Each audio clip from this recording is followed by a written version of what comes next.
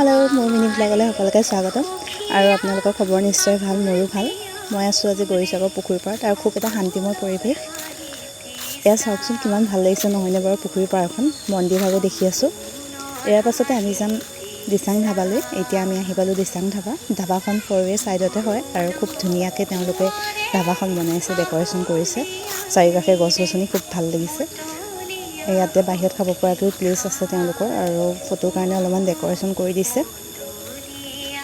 তাৰপাছতে মই জুলনালৈ গ'লোঁ জুলনা অকণ জ্বলিলোঁ কাৰণ জুলনা জ্বলি মই খুব ভাল পাওঁ আৰু কাৰ জুলনা জ্বলি ভাল পায় প্ৰিয় হয় জনাবচোন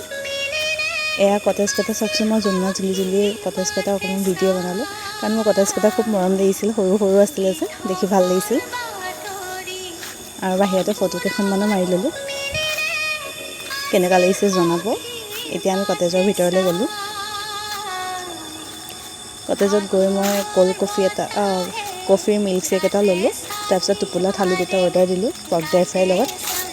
এয়া আমাৰ থালিটো আহিয়ে গ'ল ভেজ থালি আছিলে টোপোলা থালিটো প্ৰাইচ আছিলে 150 আৰু পৰ্ক ড্ৰাই ফ্ৰাইটো আছিলে 220 আৰু খাবলৈ খুব টেষ্টি আছিলে কাৰণ মই টোপোলা থালি আগতে সোৱাদ লোৱা নাছিলোঁ ইয়াতে ল'ব গ'লোঁ তিনিটা চাটনিও আছিলে আচাৰ এবিধ আছিলে চাটনিকেইবিধো যথেষ্ট ভাল লাগিছিলে আৰু থালিখনত আপোনালোকৰ দিছিলে দুটা টোপোলা এক্সট্ৰাকৈ দিছিলে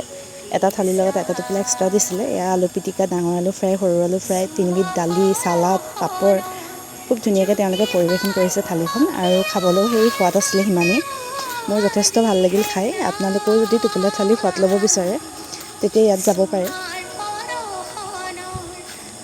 আৰু মোৰ ভিডিঅ'টো শেষলৈকে চাব বুলি আশা থাকিল এনেকৈ মোক সহায় জনাই যাব আৰু ভিডিঅ'টো যোনে যোনে চাইছে লাইক এটা কৰিব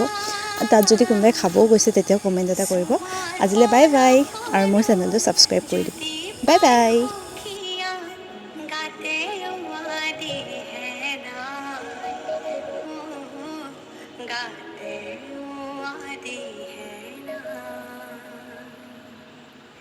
हमारे